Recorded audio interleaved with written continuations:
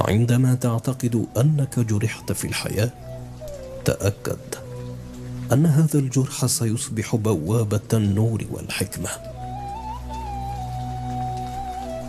كن مثل النهر في الجود وكالشمس في الرحمة.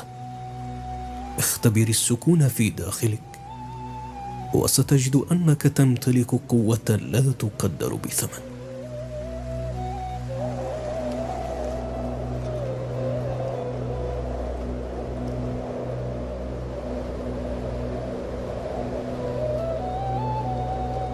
في صمت التأمل تجد أصواتا لا تسمعها في صخب الحياة اليومية. كن كشجرة التي تهمس بسرها إلى الرياح، ولكن لا تنتظر الرد.